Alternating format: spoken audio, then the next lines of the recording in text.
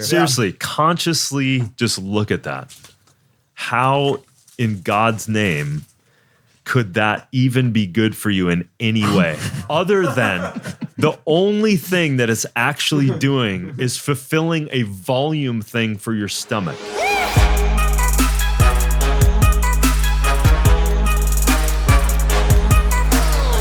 I do like the jersey, bro. You like? You like my jersey? Makes me a little sad. Me too. Rest in peace, Kong. Knocked over my nuts. Check it out. Here, start over again. This time, Mike, shut the fuck up. Oh, sorry.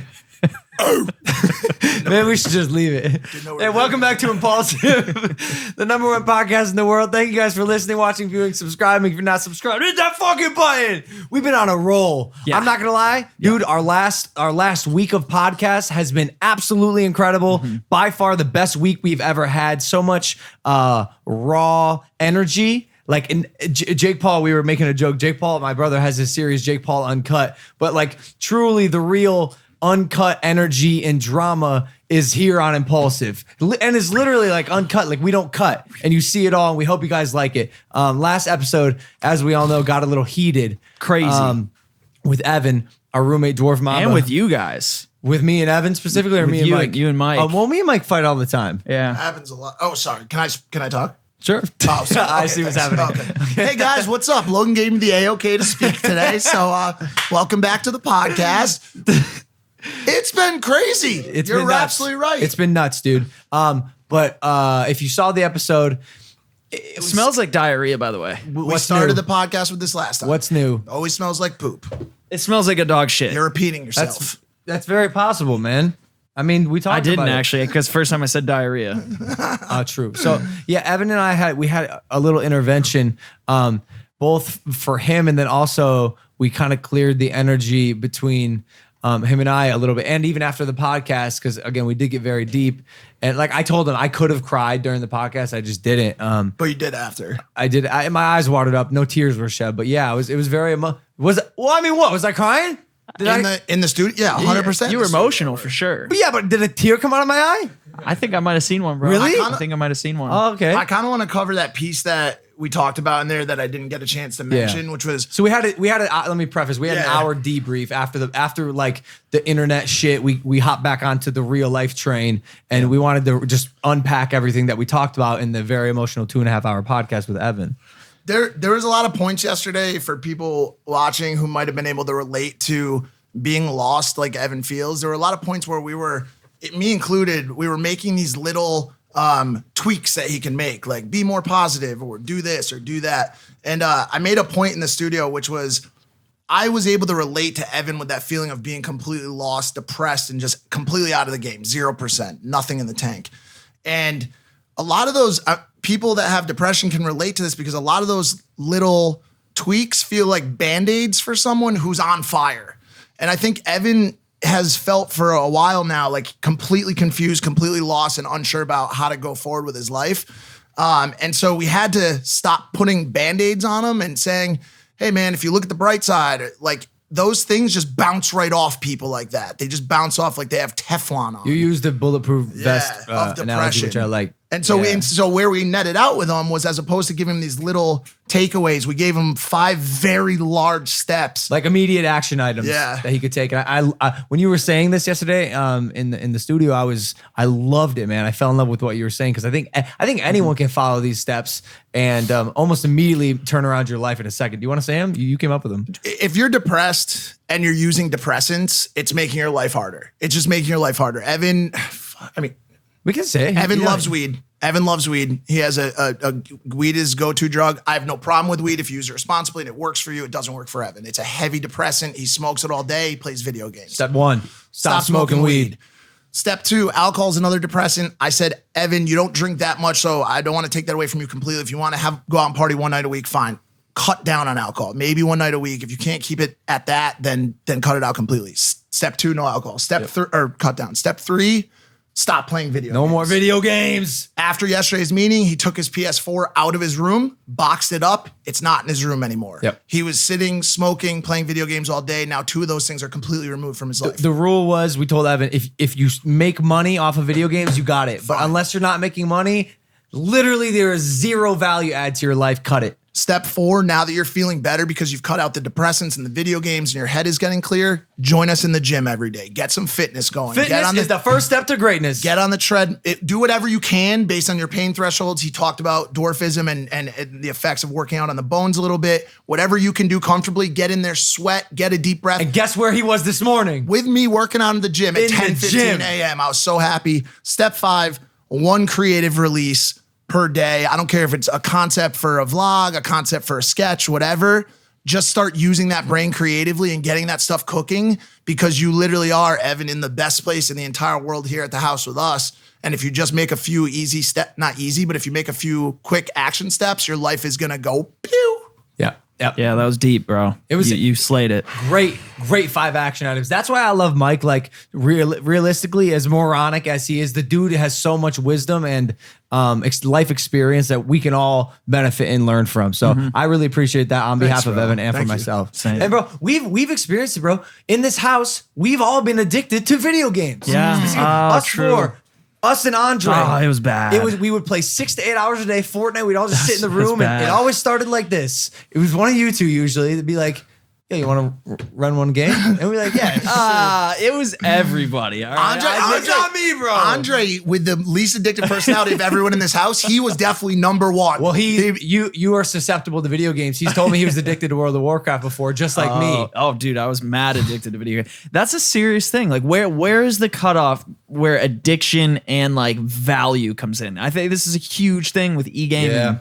Yeah. Like, do you guys know? video like, game I mean, from video experience? game addiction just became a what's the word? DSM, like it's an actual medical it's a medical disorder now. Yes, which is interesting. But we found the best way to stop was to cold turkey cut it completely. We've completely stripped the video game room of any remnants of technology, and it looks like a bomb went off in there because it's no longer used for that. And it helped us, dude. Look at us. Now we're on the #1 podcast in the world. That's incredible. true. And views are up across all channels. It's really just great. yeah. All right, let's bring in our guest, who's awesome, and Down. hopefully he can touch on this conversation a little bit because he focuses on health, wellness, specifically through the use of food. Hey, this guy's a superstar, ladies and gentlemen.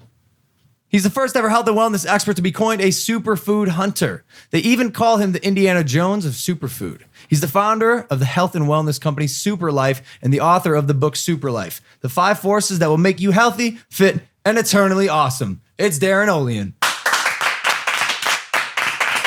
There we go. What's up, Oh my God, fellas? yeah. Dude, what's up? A lot of What's value up, add man? coming. I can feel it. Yep. This is a special guy right here. I went to his house. Where was the house again? In Malibu, just off of Canaan. It was me and Spencer went about, I don't know, probably 8 to 10 months ago. And Darren briefed us a little bit on what he did, and truly like a magical human being right now. Heartbroken to find out the house burned down in the Malibu fire, correct? Yeah. Dude. Yeah. It was a punch for sure. And I was out of the country filming a TV project. And Was that the one with? Oh, can't say that? yeah. Whoops. Should I cut that? Yeah. You should It's for someone important, but Well, you could redact it too. we'll just Yeah. redact it. It was with a dude. But yeah, so I found out that the fire had started, but then literally on the Amazon River, no cell reception in the jungle. I'm just sitting there praying. Okay, my house is cool. It's been around for a long time. It's probably Yeah. still there. And then when I got back, I got the news and had 150 text messages, and then saw the pictures that my neighbors took, Oh my God. and everything was wiped out. Gnarly.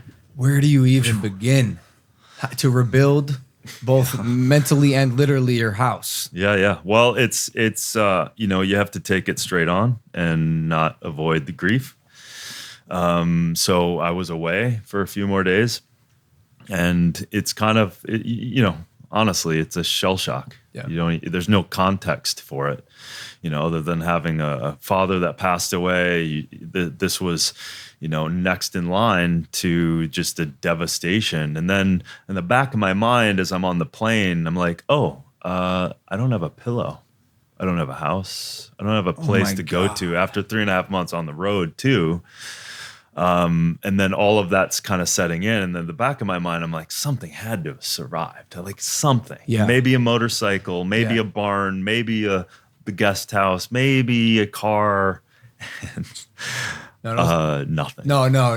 Nothing. Really? Like it was annihilated. Oh my God. Damn. Oh my God. Not even the electric dirt bike? It melted. There was no Oh sign my of it. God. It was a river of aluminum.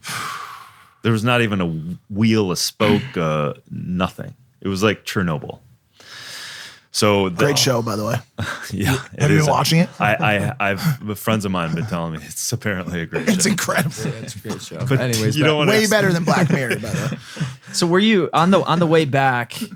If you don't mind me asking, were things going through your head like, what did I actually lose in there of like, irreplaceable value? Yeah, I mean, obviously, but when I saw the house, the picture from a friend of mine, it was clear that there was nothing there. So literally nothing. literally no, like every father heirloom and mother ring and Oh my God. all and every hard drive. Because at the end of the day, my last ditch effort.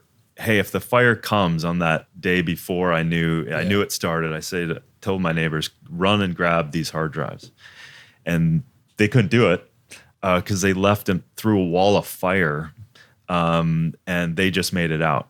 So literally nothing was it is it's been the most intense year of my life without a doubt. So like, how do you replace all that? I'm sure like some of the most valuable stuff is the knowledge you've gained from your entire Yeah. career. Do you have to go back and kind of recreate some of that, or is look- this challenging you in a good way? Yeah, I mean, honestly, as weird as it sounds, I was already through the grief. I was already getting these flickers of inspiration. Almost held it to myself because I didn't want to tell people because I was starting to see the silver lining. And I was like, well, I've always wanted to do this, that, and the other thing. I always wanted to really do the permaculture. I really wanted to do the power generation completely through all the tech people I know, through all the weird scientists to really start to create an aspect of living that is really supporting our freedoms, freedom of food, freedom of water, freedom of generating power, and freedom of shelter.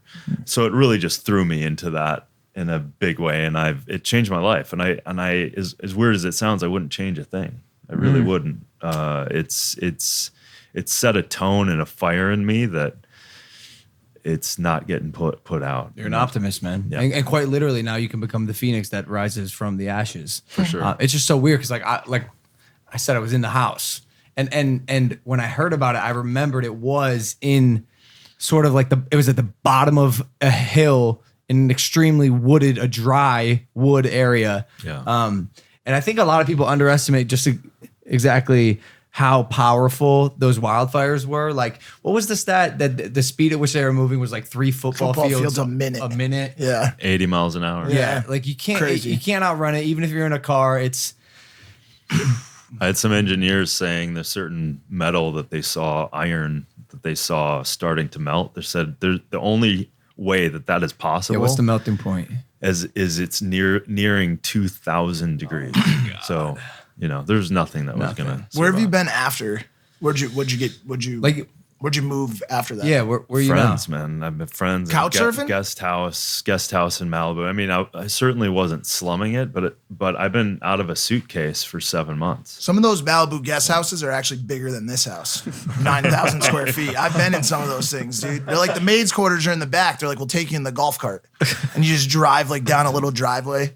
But the thing with that, the thing that's blaringly obvious with something like this is, it's cliche to say, but literally experiencing the value of connection and friendship and community, that is by far the currency that is the most valuable here. We had a breathwork session about a week and a half ago. And you can imagine Mike in a breathwork session, right? Like no one thought he'd be able to do it, but he did. He did. And he came out with the revelation that human connection is the most important The only thing that matters. The only thing that matters whole world. In the whole world, human connection.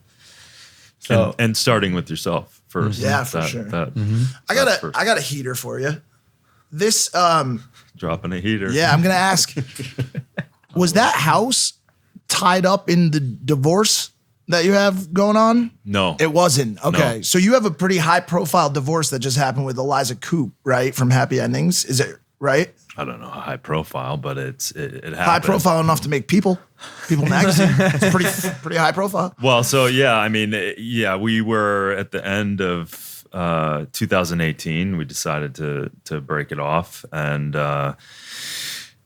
yeah, so it had a hell of a setup, So that was, exercising that decision with the show, the Netflix show that I'll stay ambiguous on at this point, coupled with the crescendo of losing everything.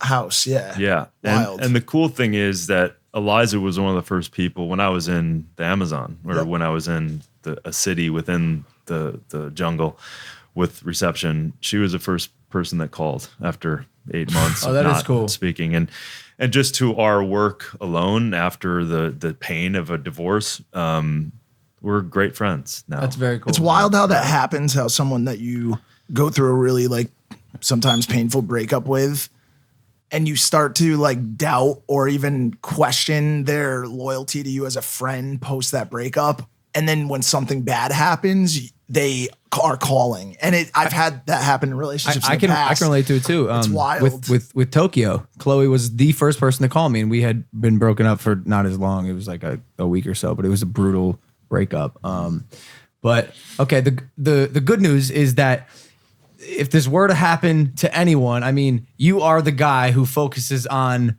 replenishing health, wellness, revitalizing all through food. You're the superfood hunter. So if we want to switch gears a little bit, can you talk about what it is you do?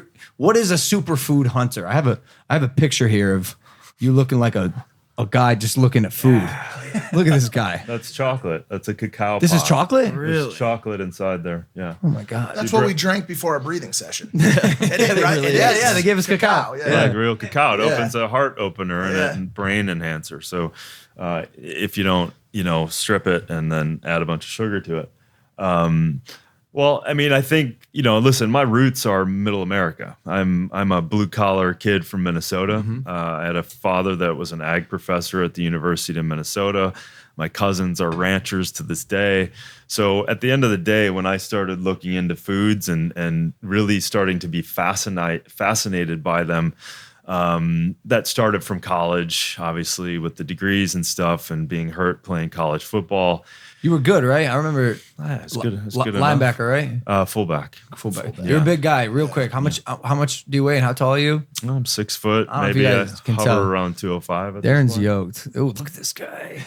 Look at this guy. Just ready to catch a ball at a moment's notice. Or a cacao plant. Yeah, a dropping cacao plant that looks like a football. Cool. So yeah, from Middle America. So anyway, yeah.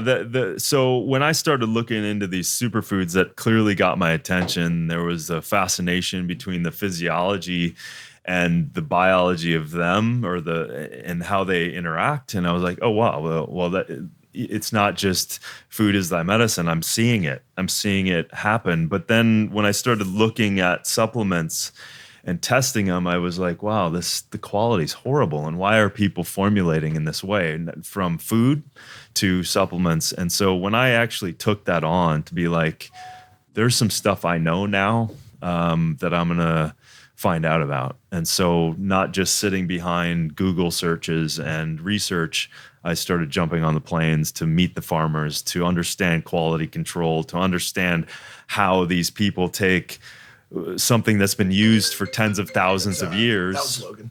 Just sorry about that. He always forgets to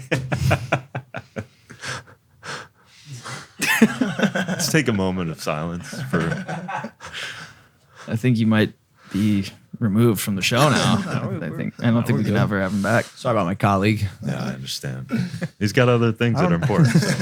Yeah, It was somebody calling from the Amazon a new plant that That's a super cool. plant. We'll talk about that later. So anyway, it was really the innocence of if I really want to understand it, I have to look in the eyes of the people, going back to relationships. I have to understand how they're using these plants and how they're using them now in the modern day world, as opposed to something that traditional Chinese medicine or Ayurveda has been using 10, 20,000 years.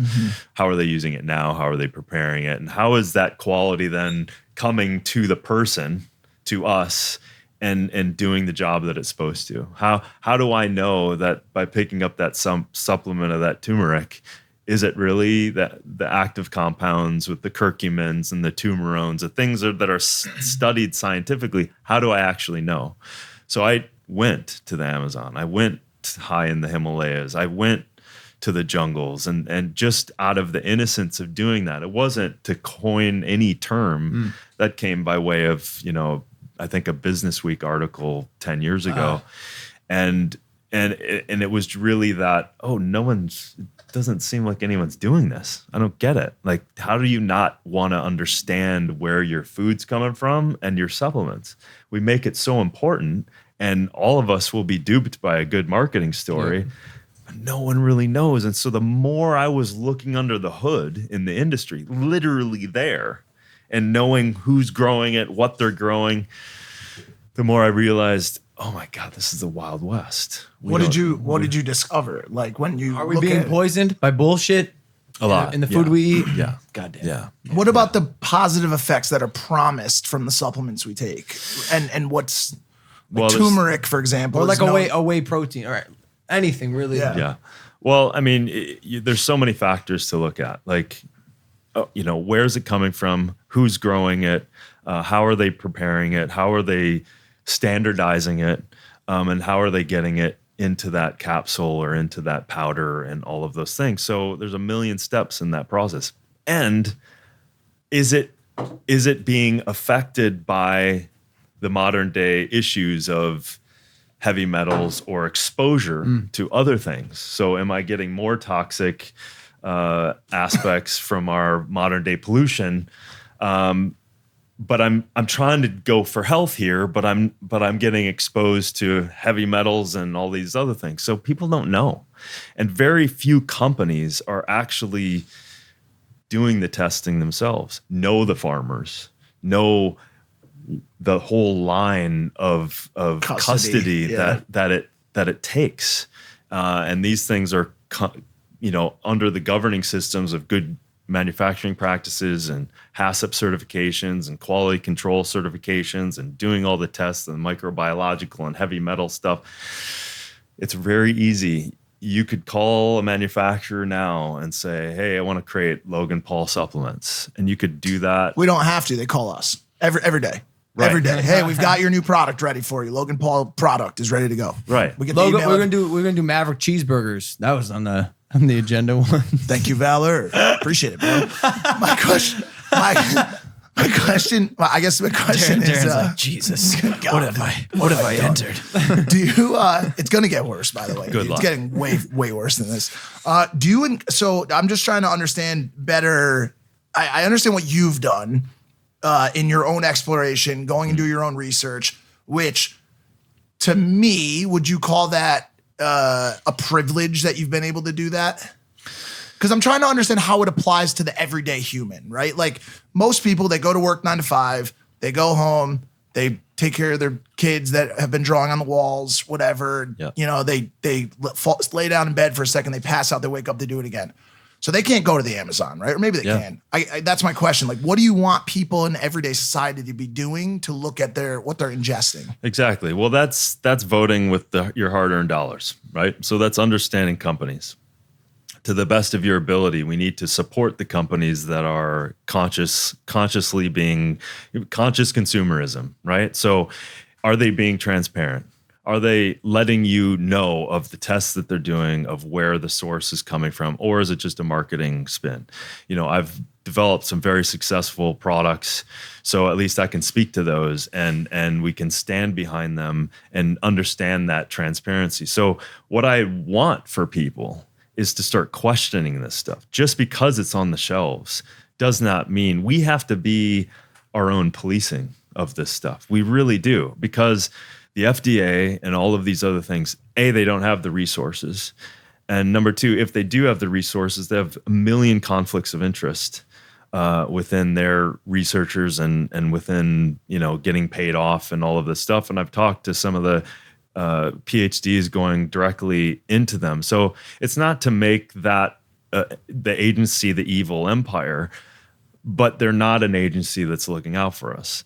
It's again, the whole thing of like, I always look at it like we have to take responsibility for ourselves in our life, right? So if you're opening your mouth and ingesting something, then do your homework, understand that you're opening yourself up of trust, that you might be exposed to unwanted particulates, glyphosate, heavy metals, PCBs, dioxins, neonicotinoids. What about the like people all of that these say, things.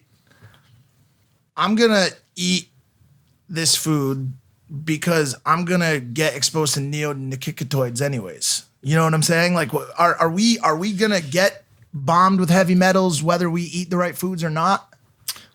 I mean, that's like saying, well, the bomb already blew up, so I'm not even going to move away. Leave, I'm yeah, just going to, yeah. So my thing is there's a term that a great scientist friend of mine told me, and it's called fatal conveniences. We're surrounded by them. Oh my God, yeah. Right? Yep. So our phone, stick it up to our phone, it messes with our RNA and our DNA and screws up the protein configurations, and that radiation is not good for us. The phone? Yeah. Oh, absolutely. The phone's radiating? Phones Screwing up my DNA? We know an Anti-radiation case. nice. Anti-radiation case. Nice, my but- producer Dylan has an anti-radiation case. And that's helpful. and that's great for the radiation and helpful. But I mean, this is similarly to food and people like you beginning to study them in probably the 80s and not like when did you start getting into studying foods? Or later than that, Probably late in the 90s. 90s, Okay. yeah. So at some point in the next 10 years, or maybe it's happening now, people will start to really look into what these things are doing, whether Yeah. it's radiation Oh, that scares me. or whether it's being the effect of being glued to a small screen and that effect on your psyche and your brain. Right. And- The blue yeah. light and all of that light Yeah. that's messing with our circadian rhythms. The blue light. And so those are big issues. So cell phones, the easiest fatal convenience. The other ones is going to the grocery store, coming back to food again. Hey, this has got a great label. A friend of mine's eating this, so therefore I'm eating it. And it's not organic. But it looks like it should be, and so I'm going to eat it. And okay, now I've just ingested glyphosates, which is an antibiotic, which is tearing up the digestive system. And then over time, we're getting exposed. So the convenience of it: go to the store, buy your food, go home. Is fast food like the ultimate toxin? Is that basically consuming poison? The quick answer is yeah. I mean, the second phase of that is, from my point of view, if you don't come with a degree of consciousness with what you're eating, what you're doing, choices you're making, there's consequences to it. So my thing is, I don't need people to do exactly what I'm doing, but I want them to start questioning their reality. Start questioning, oh, it kind of does make sense. This is a frequency device. We are biologically, we're frequency generators. We're receiving frequencies all the time. So we're always trying to harmonize with frequencies. Well, electronics and cell phones are completely, we can't synergize with them. Darren, are you saying this is going to give me cancer? This iPhone? I'm not going to say that, but it's disrupting us. Well, I did Let's put it AirDrop that way. today. I did an AirDrop today and it hit me. What the fuck is AirDrop? How does like, that do you know how work? many people have probably gotten hit by airdrops? AirDrop. Like when you send 35 Just right in the midst. Cancer. Really? How can you get files from one phone to the other through the fucking air? Imagine if that was real life. I'll take this $100,000 impulsive chain right now. Imagine if not only was it cloned, it just appeared in Spencer's hands. Holy shit, that's an Wow. airdrop.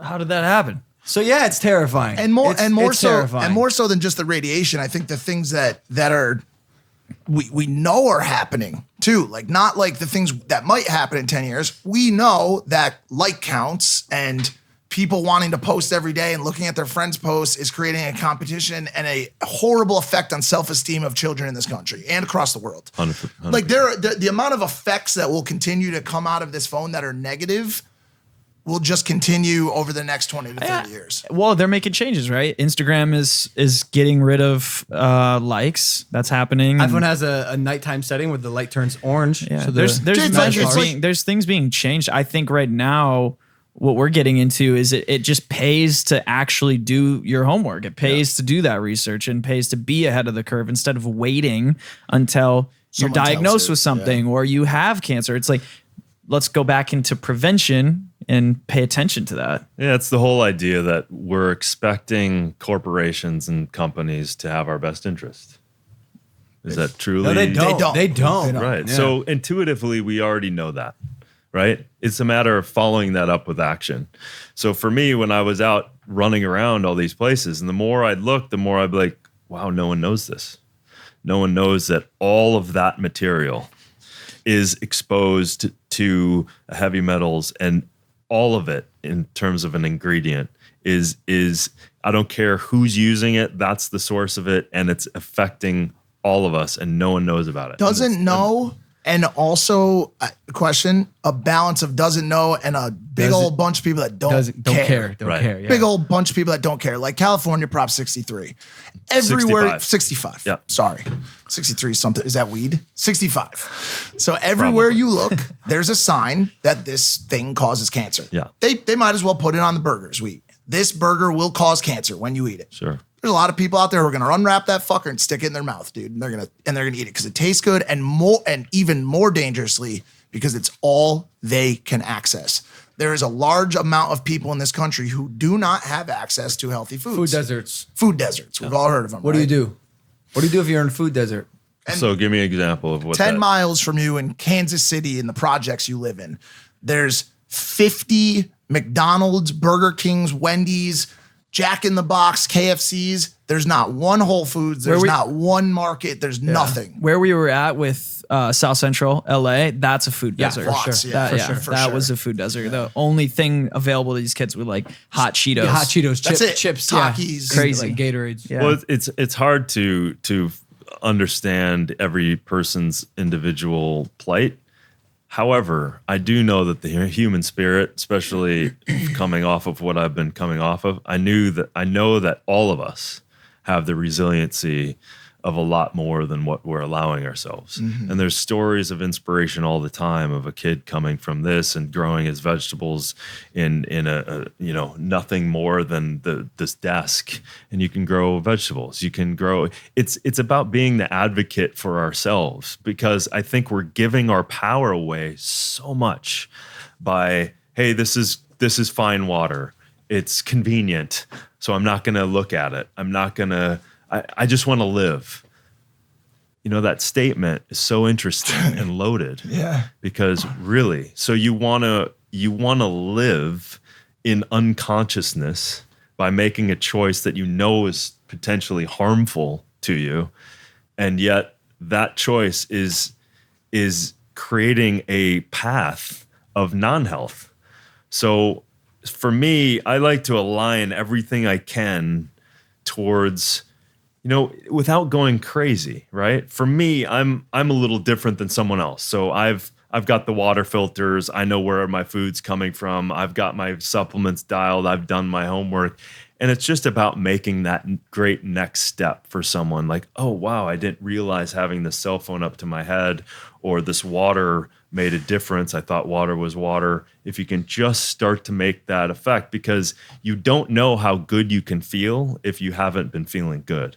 So by making a choice to do something just a little bit better, then you'll have the experience of feeling something different, and then give yourself more energy to then make the next step. This goes back to Evan. Yeah. In a big way. Yeah, absolutely. Couple small steps in the right direction 100%. will create a ripple effect of Momentum. massive It's steps. momentum. Yeah. And just making the choice. Like, listen, no matter what, with what the information I have today, I am going to affect everyone, make everyone's life better in the wake of me. And I'm going to also hold myself accountable to I'm going to work out. I'm going to sleep well. I'm going to drink some good water. I'm going to hang out with good friends, and I'm going to take action towards the things that I want to create in the world. That alone, they know that is one of the most life-giving things you can do, is move towards your heart, move towards your passion. Physiologically, that is a huge step.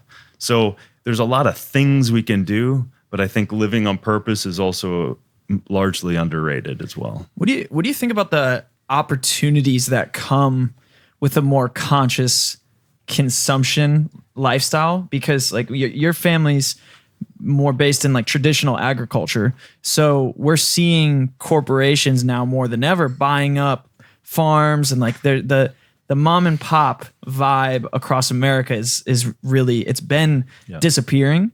So something that I've seen is that there's so many opportunities on the side of being plant-based or just more conscious with your food. Yeah. How do you see that same trend? Yeah. Well, there's some really cool things going on in that space because, the work of Dr. Zach Bush and Farmer's Footprint. So that what they found out is if farmers in the traditional sense are monocropping, using heavy glyphosates and pesticides and herbicides, their yields have been going down from the beginning, right? But they're handcuffed by subsidies of the government and all these things. But what they've been finding out is sorry to interrupt you. What's the point of them using these things that lower their yields? Well, just so I understand. But they're not doing it in that sense. Okay. They were told that this is the way we're going to help subsidize and use these pesticides and these herbicides, and your yields will be stable and get better. But the truth is the real data is showing the opposite. Okay, sorry. So now they're subject to kind of being in this place where they have no choice because their field now is full of chemicals. But with what Farmers Footprint are doing, Dr. Zach Bush, is that they found is if they regenerate the land, diversify some of the growing, support the microflora, the fungi, and all of these things, and the soil comes back fairly quickly. And in the first year, they're finding that these farmers their yields are increasing and they're profiting in the first year. The goal then, I think they've gotten to 1 million acres of regenerative agriculture of traditional monocrop farmers. And the goal is 5 million acres. And then of that 5 million acres, it sequesters all of the CO2 that the U.S. is producing. So it helps. Wow. So because that's the heart of real regenerative nature. So if you live in accordance with nature, nature is resilient, like incredibly resilient. Similarly to like the brain, it rebuilds. For sure. And it's like us living on pharmaceuticals or whatever in the spirit of health. You're never going to get healthy that way. And those things have their place to maybe get you to a point of stability. Yeah. But if you're not moving towards the regeneration of yourself and building from the microflora to the healthy water, to the good sleep, to the good food, to the superfoods, to adaptogenic herbs, to the things that thwart some of the stress, if you're not moving in that direction, then you're just constantly behind the 8 ball. And behind the 8 ball just means eventually there's degeneration that's going on, and there's open yourself up to disease. So it's really about supporting yourself through small steps and then building that system, building your system to align with the things that we know is possible. And getting back to the small communities, I think that if we inspire and at least give an opportunity for kids like this who are in less, opportunistic areas, kids, man, they will pop into a new reality a lot quicker than some of the archaic, of course, people. Yeah. So, that's a hell of a situation that they find themselves in, but I know that nature and our bodies are resilient beyond our imagination. I was talking to a company a while back, probably 2 years ago, that was going to start sending these refrigerated locker units to the middle of projects. And every day they would make a fresh delivery of produce and all different things to this. And you'd have a locker key and you would order what you want and it would show up. So I think I don't know if it ever came to fruition. I've never seen one. I think people are starting to take the steps to make it better, but I haven't seen it.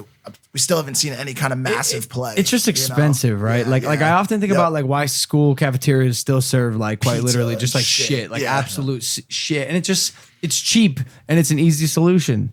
Man, I think the whole education system in general just needs to be completely 180 course. flipped on its head. For sure. Well, when you were talking about subsidies, and I pulled up, the government spends $38 billion each year to subsidize meat and dairy, which is the majority of what's in schools right now, but only 0.04% of that, 17 million, to subsidize fruit and vegetables. Yeah.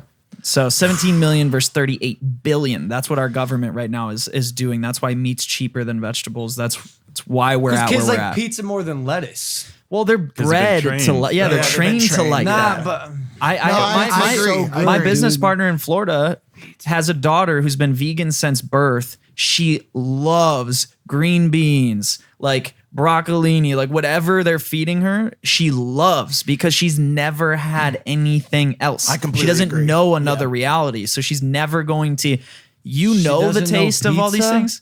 She knows vegan pizza. Like she knows a healthy alternative. She don't know Well, the- pizza. She knows it, man. There's also something else that's crazy going on within that very thing, and that is the microbiological system. So the microbes, right? So some people say 5 to 1 more microbiological DNA than we actually have human DNA. So we have all this microbiological. So if you're feeding it, you're training your microbes to digest and break down whatever it is you're consuming. So you've trained them. So your microbes are in your gut. Your correct? gut and Yeah. everywhere on our skin and everything else. And we should mostly stop all the Purell crazy gels and all of that stuff because it's killing the beneficial bacteria as well. So we have all of these microbes, and they are only adapting because they've adapted for millions of years. They're adapting to what you're doing. So you're consuming the meat and the fast food and all that stuff. So now your bacteria has adapted to go, okay, this is the environment I'm in. So that's going to promote these other kind of bacteria to thrive and call it bad bacteria. So now they want to survive. So there's evidence to show that bacteria actually is calling out to you and saying, I need more of that. And you think it's your choice. You think I crave it, when in fact, the microbes that are highly intelligent in terms of life survival is actually sending signals to your body. Those little that? fuckers. These dude. motherfuckers. Are you vegan? I am. Yeah. All right, so vegan, no booze, No. any herbal treatment? No. Okay. Not in the way you're insinuating. Okay. What about like psychedelics, any of that kind of stuff? I've done in the late 90s, I did ayahuasca What was I? several I times. had one more. I'm just trying to get a better read on what about pH improved water? I think he's on it. You do alkaline water? Yeah, it's a massive topic. It's not just about pH. There's a lot of different incredible aspects. I think that's alkaline water. Yeah, That's Kangen yeah. 8.5. Can you Yeah. taste We the have it here at the 8.5? house. yeah. But do you shower in it as well? Because Andre does. Andre Yeah. won't shower in regular water. Andre if you bring showers that kid to in that Yeah. lightning you water. bring him to a music festival, he brings Andre. a Kangen machine with him, and he hooks it up next to the stage. And it goes, Well, "Rah, rah, rah." Kangen's okay. I mean, it's addressing a Oh shit! Oh, shit! His favorite thing every morning is when he hears Kangen water 9.0. pH is just like saying one spoke is good on the wheel. It's just one spoke. So That's why you fell off the one wheel. It's because you had that fucked up smoke. Dude. pH is an indicator of something, right? So yes, you want to be 7.0 to 7.365. You want to be in that zone. Wait, whoa. I'm doing We're 8, drinking man. way high. Then. I'm doing Well, 8. No, he's saying the body. So yeah. So Well, that's but- what I'm putting the water in. Am I supposed to be pouring it on the ground? Like, what do you mean the body? He's saying your body's pH natural level is 7 to 7. Okay. So does that make us an acid or a base? No, Or we're neutral. Neutral, right? More neutral. Neutral is 7. Oh, And then neutral. slightly alkaline is where a body hangs out. It's basically acid alkaline balance. Consider, sorry if I blow a couple paradigms on your water thing, but I'm not sorry, but No, we're open to it. We're open to it. so yes, there's a place for high pH. There's a place for it. There's also a place for acid water. You can take acid water and clean everything and everything else, talking and the about skin LSD, and right? stuff. Huh? You're not talking about LSD, right? I'm not talking. Okay. Okay, You great, said great. acid water. I was just. I thought the same Okay, thing. I wasn't fine, like sorry. drugs. We just moved into microdosing. Hold on. I've seen it. I've seen it happen, man. sure. You heard about that Molly common water here. kids Yeah, are we doing didn't- now? we didn't They tell put you- Molly in the water, sip it right up. Next thing you know, everything's great. Hello, Molly. Great until it's not great, and you come down and everyone dies. Oof. Don't do drugs. Ever. Violence isn't the answer. That, and just to let you know, yes, there is 200 micrograms of acid in the water. We apologize. There's not a real color here. This is just what I'm saying. Correct.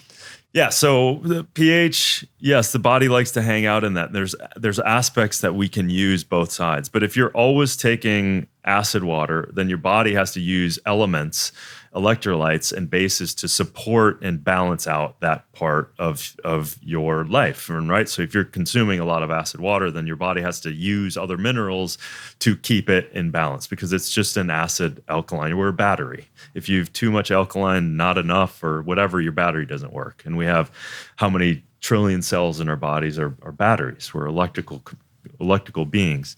So if you have too high of alkalinity all the time, then your body also has to use buffering compounds to balance that out.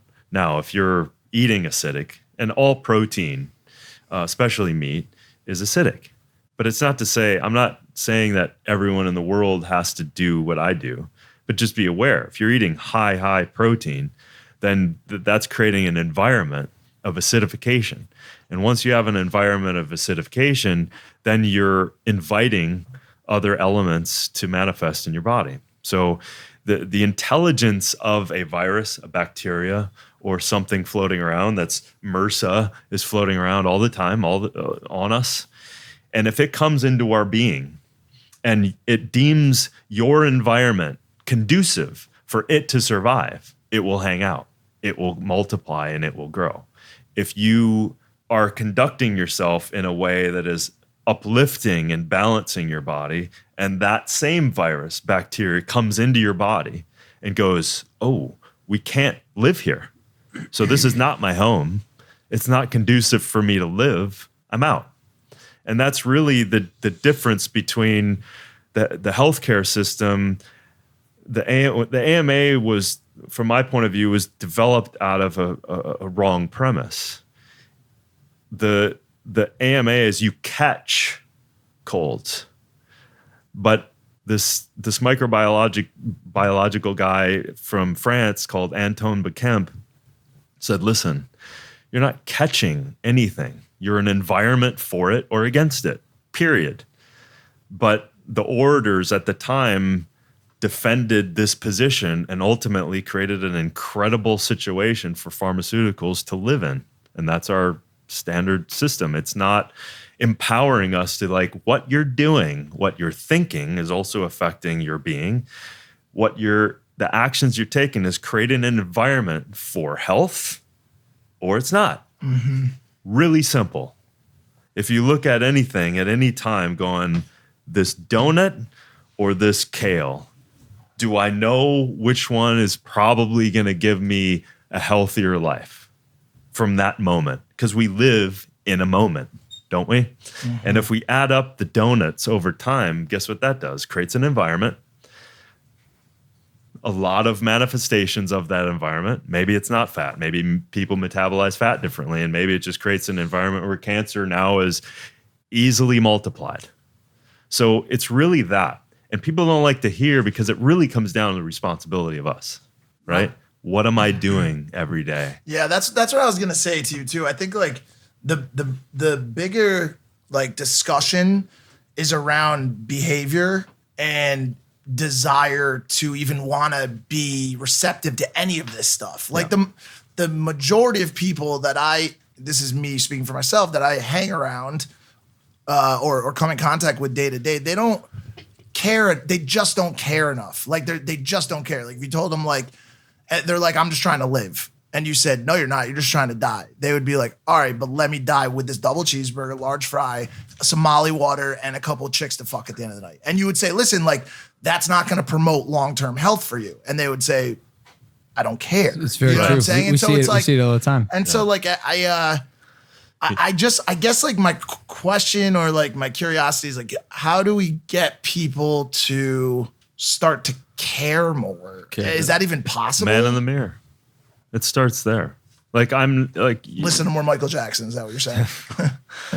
that's a Great song. I don't think we can unload all of the tentacles with that, but there is a truth to that. Like I'm not that vegan that's announcing it. Right. I'm not that. This is what I'm choosing for myself because it aligns with my true north on many levels. I've practiced it. I'm strong. I'm healthy. I'm vibrant. It aligns with morals and ethics and all of that stuff.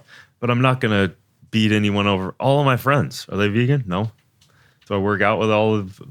Are they good friends? Yeah. I respect wherever someone's at, whatever they want to do. But what seems to happen when someone's ready, you haven't pushed them, you haven't made an agenda. When they ask a question, that's the opening. Mm-hmm. And so, I've been in talks where I know the paleo guy, the CrossFit guy, they're all in the audience. And so I start going, hey, I'm a vegan and you don't have to be. I just want to cut the energy. Yeah. I don't care in that sense to convert you, or it's not I don't want that responsibility. What about, have you ever come across a person who's been a vegan for like, let's say 3 years or so, like around that time, and then they start eating eggs? Do you resent them for that? No. He knows we're talking about someone. He knows. That's pretty specific. Spencer's not a vegan anymore, man. He eats eggs. I started having He eggs. eats eggs, Darren. And the reason I bring it up is because I was a vegan for 4 months. It might have been actually when I met you. I was vegan. And Darren, I couldn't do it. I couldn't do it. With the amount I was training, I looked sickly and I felt weak and lethargic, and I would lose 2 pounds every day, no matter how much I ate. Had the nutritionist, had it all. And I don't know, maybe it's being vegan is not for me per se, but it just sucked me of everything. Energy. I'd sleep 12, 13 hours a day. It was just. Well, I mean, it's like saying, I'm a human. Like there's so many different factors. Yeah. What are you eating? What are you eating that maybe the transition of you doing it while you're doing all this intense stuff and your body hasn't converted, it hasn't fully materialized in terms of the microbiological or the enzymatic functions, or there's a million reasons. And so when someone says, well, I failed at being vegan, it's like, oh, really? I mean, it's so ambiguous that it's difficult to. Now, listen, for me, I have access to a lot of information and a lot of superfoods and all of that stuff, and I spend time dialing all that in. From my point of view, there's no reason, there's nothing I get, there's nothing I need from that. If I need a source of something, I know where I can get it. So if you say a B12, like eat unclean lettuce from natural sources. The B12's coming from dirt and the conversion in your gut anyway. You gotta eat dirt. Do you want me to eat dirt? I do want you to eat dirt. Question, because now you're making me. Now you're making me. I can't be any less clean. Trust me. Now you're making me think, which is good, and I have questions for you. I like questions. Yes.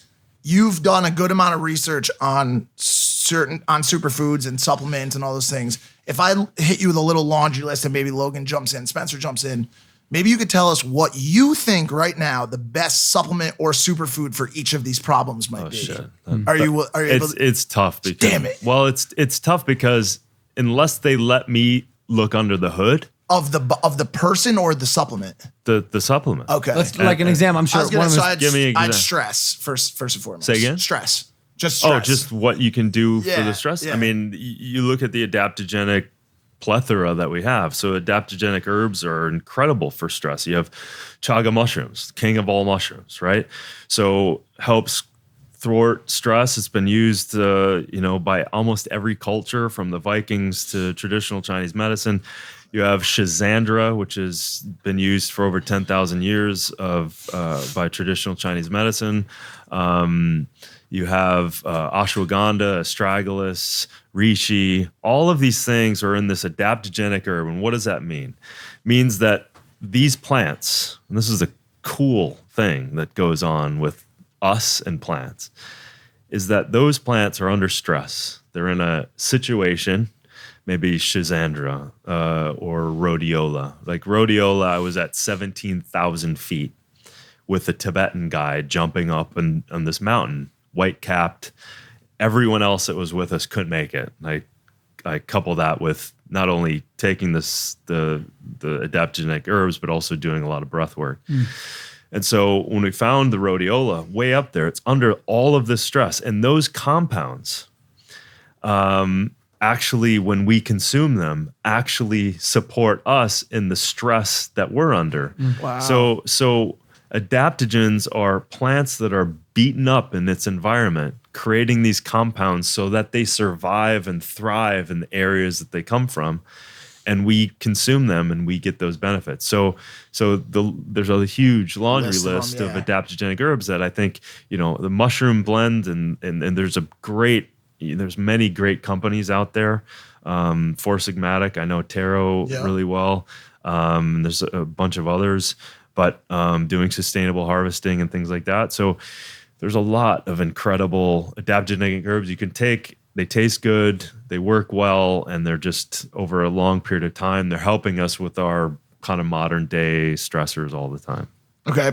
So awesome answer. Took a lot of the notes on that. So Logan has been trying to make me, been trying to push me off the show onto Pornhub, right? And so he wants me to kickstart my porn career. I just think he'd be good at it.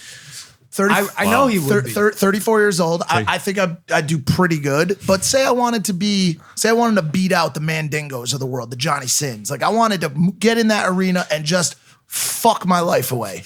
What am I taking? Taking a turn. We're taking a turn. Yeah, man. It's impulsive. Well, listen, overall health. If you have erectile dysfunction of any kind, it comes down to overall health. So you have to look at the pillars of health. Does that also apply to like a low level of libido? Yeah. My libido is low. What does it Really? mean? Yeah. Well, then I think because I'm on the grind. maybe you're eating too much meat, bro. The beef chief. Meat cock. From the beef. You got a bad good old case of the fashioned meat Hold on. Meat cock. Spencer's talked about vegan dick. He said before. he's got a I vegan did. I girthy was dick. they were laughing. They thought it was fake. I was like, yo, ever since going vegan, my libido's up, baby. We out here. We out here. Spencer I'm just- the beef chief. Well, what else besides meat? So there's some great herbs. I mean, there's literally an herb called horny goatweed. Yep. And That's it's amazing. Very, very effective for that. There's one that's been tested a lot. Imagine you're about to fuck and just chewing on on 1 second. chewing on the horny goat weed. Or-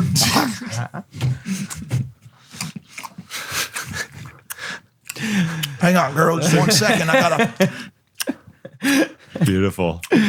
All right, so there's the horny goat weed. I want to go. Yohimbe's a great one.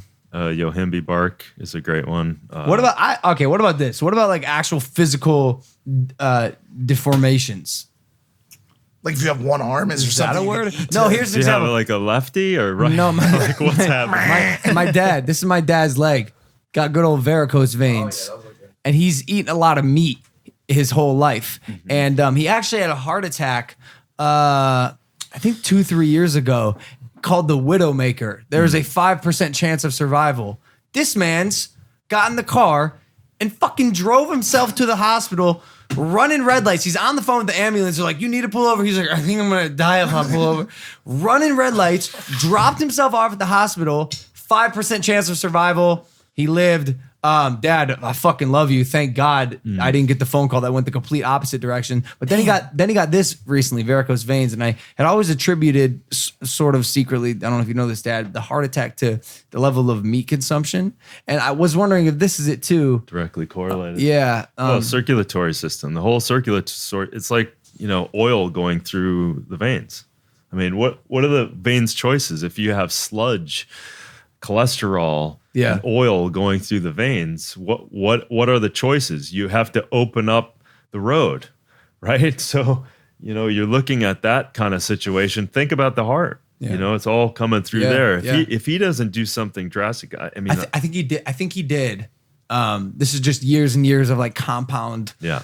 typical meat consumption. Which, by the way, paid for a surgery. Look at this. Look at this clean calf. Wow. Hey, congratulations, Greg. Hey, what? I didn't know this. Yeah, Good job, he got it man. cleaned up. He got it cleaned up, and so he's good to go now. Good But looking leg, GP. hey, Dad, maybe consider going vegan. Look at those calves, man. Oh, Yeah, he's got that's some another calves. thing. He's got. He used to see my brother's calves. Yeah, he's too. got Jake Paul He's calves. Yeah, he's in the calf club. That dude's got some fucking ham hocks.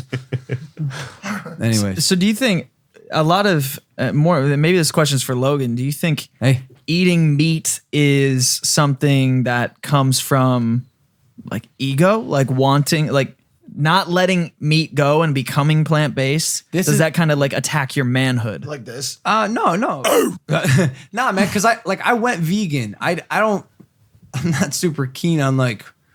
I need my manhood. I need my meat. Like I did it for 4 months, and then in January I did it again for a month, and like both times it drastically negatively affected my life. Like so physically for me, I need some sort of animal based protein. Historically, I mean, I got to play like, devil's advocate with that and hang out on their team for once. I would never do this, but I want to because a lot of times Spencer said that maybe it was just you hadn't given your body enough time to like adjust to it, or maybe like there was one other key compound that was missing in your day to day. I mean, I hate to say it, but it is possible. You know, I mean, maybe but you just no, didn't- yes, Did but you also- do nutritional testing? Did you Yeah, do everything With turned, his everything was doctor, fine. yeah. And what was the result of when you were feeling in the dumps? What showed up? Like what- Nothing. Everything was fine. Like So all they my- tested before and after. Yeah. And then after, there was no markers that they could say, well, that's why you're feeling Correct. that way. There was no iron deficiency, like the typical. I've heard it. Sometimes people go vegan, they're low in iron, or maybe sometimes protein. But B12 or yeah, whatever, so yeah. I didn't have that, which was also interesting to me because I'm. If you're up for it, Oh no! Oh shit! if you're up for it, Don't do it to me. no, I'm just saying. Like, listen, Not like this. I'm an athlete, and I started with that in mind. And when I was doing all the research, I was like, oh, the body recycles proteins. It doesn't want to get rid of amino acids. It reuptakes them. Okay, no one's told me that before. That's what I'm seeing. And let me just put this whole protein thing to the test. And so when I stopped eating, and the last was fish, I stopped eating totally, and then I increased my activity by 2 times. And I felt I was recovering faster in spite of it all. So what I would say to you is, with your nutritionist, let's load you up. Let's load you up with some really great, powerful superfoods Yep. and normal foods, and do it for a week. Day. I'm down. I want to wait till after this next fight because I do want to try it again and give it like Yeah, third time's don't the charm. experiment when But you're having yeah. a thing going on. Yeah, Which is yeah. what he also did last time, and so he was in this heaviest training, Yeah. portion of his Life, fight, his literally life. life. Yeah. You have some superfoods here today, don't He you? did. He discovered this thing. He discovered the baruka nut. Is that what it's called? Barukas, yeah. This is a big deal. These baruka nuts, and we came over to your house that time, and you gave us some, and the way they're harvested is incredibly interesting. Can you talk about, before we get into the nut itself, how you found and how you retrieved the actual nut? Yeah, thank you. This was an incredible situation where I was in the Brazilian Amazon looking at palm fruits and everything else, and the Brazilian reached out to me and said, "Hey, I saw this is a good side of social media, right?" Okay. So he said, "Hey, I saw you're in Brazil. Do you know of? You can't eat just one, can you? No, Like a Lay's potato chip. Is this your first time having them?" Oh, these are great. I love it. I love it when someone's the first time because look you can't make that up. Look at the face. incredible. It's like the So cross between a good, dude. peanut and a what you said. It's like Right, almond or Yeah, whatever, and without the allergens of a peanut. So Oh, Daisy Keach can eat them. Your girlfriend. There you go, Daisy Keach. Your girlfriend. She can, Daisy Keach, she can try. Well, she's not my girlfriend. She's a good friend. No, your girlfriend. Yeah. So anyway, Not really, though. yeah. So anyway, he told me about these nuts, and I started looking at the research. I was blown away because the nutritional value blew away every nut, almost in every category, and I can get into that a little bit. And then he sent me the samples, and then I'm experiencing exactly what you guys are experiencing. Like, wow, are these so It's so good? good. It's nuts, Because man. usually nuts. when you have a high nutrient value food, it's like it doesn't taste that great. But these is complete opposite. Now, how you get these is this is an actual real wild food. This does not come from farmers. This does not come from pesticides or herbicides or artificial water. This comes from the Cerrado, and the Cerrado, the savanna of Brazil, is the size of 3 states of Texas. It's huge. So this tree, the Baruzeda tree, which grows these nuts, comes just like that. There's the fruit layer on the outside, and that's what this is. So we've added the fruit from the outside of these nuts In the trail mix. and the trail. Oh, nuts. But the fruit is rock hard, right? Well, so the fruit, it's a little tender, and then we shaved it, and then we dehydrated it, but the shell itself is hard as snot. Okay, that's the Very hard part. Okay. So in the wild, indigenously, they'd smack it with a rock or the machete, and this is how they were extracting them. Shit, dude. The trail mix is great. So wait, you just got a bunch of people smashing these like little rock type things, and the nut comes out of the center. Yeah. So how do you mass produce that to put them into nice packaging that is recyclable? Exactly. Before you mention that, I hate to do this to you guys, but I got to go to the airport. I'm gonna miss my flight. What the fuck are you talking What about? time is your flight? 3:40. What I'm flight? screwed. Wait, We got what are you another doing? guest What are you today. doing? I'm Bro, going to Florida. what airport?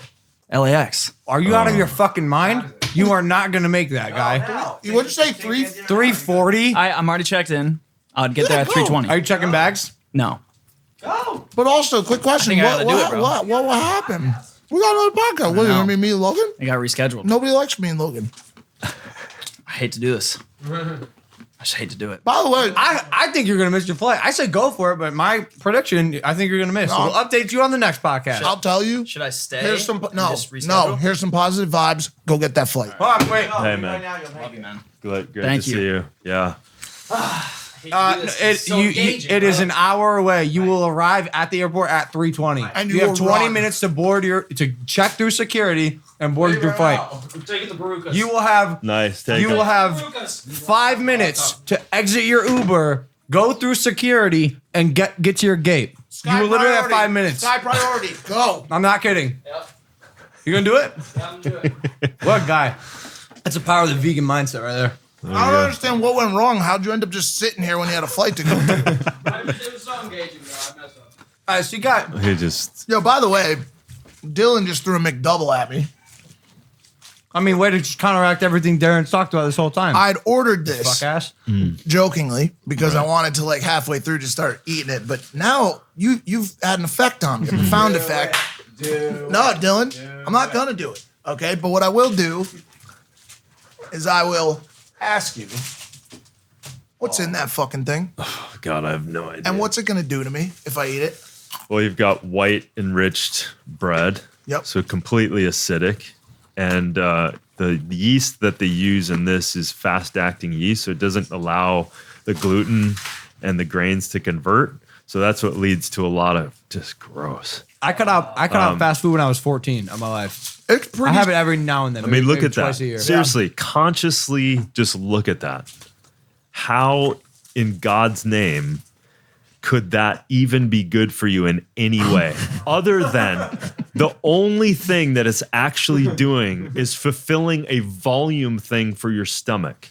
And so you get satisfied by the volume that's in your stomach. That's the only satisfaction. And plus, yeah, you get 5 seconds of a taste. Now you have to deal with the choices you made. You have to deal with the carcinogenic meat that's on there. And CNN and all of these guys come back with more and more studies that are proving that that hot dogs and all of these kinds of fast food meats are absolutely class 1 carcinogenic. So consciously eating that, going, I'm signing up from this point on for cancer, for degenerative disease, for mood, a mood dehancer, Decreaser, right? And so, for me, and the nutrient value that you're getting is nothing. So it's safe to say that's horrible for you, and it's also very safe to say McDonald's is not going to be sponsoring an Impulsive episode anytime soon. Wouldn't let them. That's true. I've had fast food sponsors reach out to me for the past 4 years. We'll never do a deal with any sort of fast food I was company. on the phone. I will never understand the celebrity who does a commercial for Wendy's or McDonald's or Burger King and like gladly sticks their face next to poison. Yeah. What the fuck, dude? I was in the car with him the first time I ever heard a conversation like this, way when we first met. Actually, I think it was when we were in Park City. And manager Jeff had a $75,000 Wendy's ad for Logan, 30 seconds. And I'm sitting there and I'm like, $75,000 for 30 seconds. Who gives a fuck? Dude, get that bag. And he's like, I won't do it. He's like, I won't do it. I don't care how much it is. I'm not going to promote poison to my fans. Won't do it. Beautiful. Won't do it. Beautiful. Fuck you! Holy shit, bro. It's poison. Beautiful. Oh, look, man, you wrote that book. Yep. It's called Super Life. Super Life, man. And that is living the greatest expression of life possible. Super Life, the 5 forces that will make you healthy, fit, and eternally awesome. Just like in layman's terms, real short synopsis. Can you say what the 5 forces are? Well, so we talked a little bit about alkalinization. That's a part of it, right? We talked about detoxification. So naturally, when you eat well and drink good water and all that stuff, your body has a better chance of detoxing itself. Then nutrition itself as a general principle, understanding that whole healthy foods are required and necessary for optimal health. And then water, which we didn't quite unpack totally, but water is not just water. There's an energy to water. Absolutely. There's a frequency to water. There's a conductive capacity to water. There's a pH to water. There's total dissolved Let me solids. say this. Drinking water changed my life. You drink so much. Y'all, Logang, you know, I always have this on the set, literally every single episode, -1. I was pissed. But 3 gallons a day, which is actually right, like it's almost too much. But let's say 2 to 3 gallons a day. Otherwise, like I'm on the cusp of actually drowning myself. Water fills me up. So I'm not eating as much. So I'm not eating bullshit that I don't need because I'm hungry. It fills my stomach up. It's good for my skin. It helps me sleep. It gets my day started properly. Gets my metabolism going. Drink more water. Immediate action item to make your life better. Gives Absolutely. you energy. It's water is water, dude. Totally. Well, and then then the next step is quality of that water, making sure that you're stripping the water of the pesticides and herbicides. So you get the water filtration system that's, again, fatal convenience, right? So you're turning on the tap and water comes out. Yep. And everyone thinks, cool. But there's pharmaceutical drugs in that water. There's PCBs in that water. There's fluoride in that water. LA tap water is literal poison. Is it that? Literal poison. So I'm from New York originally. We actually have some of the best tap water. I heard it was good. When I go to New York, I drink the tap. country. Yeah. I still wouldn't drink the Right. tap. I'm sure. Yeah. Because you're also dealing with the energy of where it came from. So, water never rolls in a straight line. It's vortating, right? So it's receiving energy from the earth and receiving ultraviolet energy from the sun, and it's structuring the water. So there's a structure to water. There's an energy vibration structure to water, as well as the electrolytes that allow it to actually be cellularly receptive. You may have lost me. So Andre knows this. He knows this. Spencer knows this. Whenever we start talking about shadow frequencies, Earth, what was some of the other things last night? You kept saying shaka shaka maka laka. No. That was just me being an asshole. But Logan went to hang out with some girls at the mothership last night. That's where they live, the mothership. That's where I just start to. Well, like this water, I can't drink this water. It's got poor shadow frequencies to it. Well, yeah. See, so for me, You're disgusting. What? I'll have you Why know. would you say that? Why? No. Too early. Why? What did I say? Shadow frequencies. How dare you? I don't even know what shadow How- frequencies I'll mean. tell you what it means. It's like when a shadow's frequency is like doing. What are we saying? Like a negative energy of something. Who or the something. fuck knows? Yeah. But that's what I'm getting at. Like, and I think this is one of the reasons why. Well, I'll say it like this. I urge people that have so much insight like you and so much good storytelling to be cautious with the messaging based on the audience they're delivering it to. And I'm Beautiful. sure you are. Let's unpack it then. So, Love like, that note. Hey, actually, the girl that you referenced, Yeah. she goes, so like, how are you going to bring value to my life? And I told her that. I said, you want to spread a good message? I'm going to teach you how to teach it to people and talk, and so they will listen and absorb. Because sometimes it does come across a like little you're too, the filter. So Airy let's put it this fairy. way. Right, if right, you're if I bring you 20 people, it's 20 of me and 20 of my friends come from the club, and we come to your house for the after party. I'm gonna be like, yo, Darren, hit him with the 10% message. You know what I'm saying? Like, just get him like, hey, Yeah. you guys should be drinking some more water. You guys should Totally. be. If I come from a TED talk, yo, Darren, give him the 50%. message. Right. Do you know what I'm saying? Like, don't. I like, agree. Do you know what I'm saying? Because like, 100%. as soon as I meet this girl at the mothership, and instead of telling me like, yo, like improve your energy through breathing, she says the shadow frequencies have aligned with the chakalakas in the boom baka taka waka and your chika bika book. Like, yo, I'm not a fucking totem pole. Why are you talking to me like that? I don't know what you're saying. So like, I think we have to, like, it's almost like taking some kid from kindergarten and then putting them in master's Greek mythology. Yeah. Do you know what I'm saying? Like, Yeah. Well, the first, be cautious with your messaging. listen, when I wrote this thing, even about water, I pulled back 80% of the message. And Right. the bottom line is we have proven chemicals in our water, okay?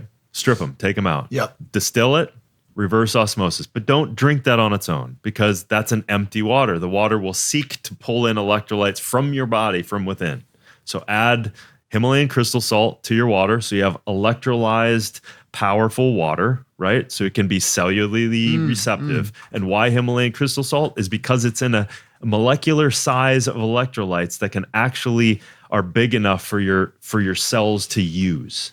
It's different than an enhanced water of calcium, magnesium, and potassium, right? Those are like molecules that are this big trying to get into this microphone. It's the molecules are too big. Right. In the form of the crystal salt, they're in its natural state. Add that to get the greatest electrolytes ever. You've cleaned the water. You've stripped it of the modern day issues. You add the Himalayan crystal salt, drink away. Is our Kangen machine doing the reverse osmosis, or is it just It's hydronized and microclustered. hydronized and So microclustered. that's starting to structure the water. Shit. Right? Shadow now frequencies. no, it's a good start. it's a good it's a okay. good start. But it's not stripping. What is there unless you do There's a something filter system too, like underneath. right. So it depends on what that is. Okay. Because you could filter it, but is it actually the membrane of an RO system or a distillation that doesn't allow those smaller molecules of pharmaceutical drugs to get through?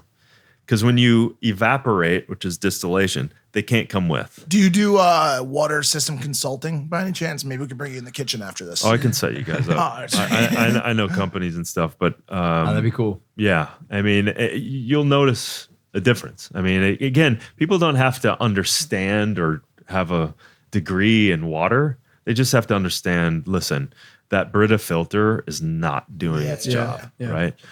All right, yo, I want to do the go to the audio only. It's like this, but it's actually audio only that you can listen to on Spotify and iTunes, which we're gonna do right now with Darren O'Lean. Where can they find you on social media, man? Super Life Living, Instagram and everything. Superlife.com. I'm switching to DarrenO'Lean.com soon. Okay, very cool. Very cool. Yo, thank you for coming on, man. Yeah, For man. real. Absolutely. For real. Thanks for having. Hey, we freaking love all of you. Thank you for listening. Mike, you did good, man. You did good today. Thanks. Well, that's why you allowed me to talk, man. Yeah, man. Good job. All right, guys. Superfood Life Living in Spotify, iTunes. We'll see you soon there. Peace. Anyway, listen, man. I'm just going to cut right into the shit, Darren. Have you ever eaten a poisonous food by accident? Trying to find a non-poisonous food. Yes. I had a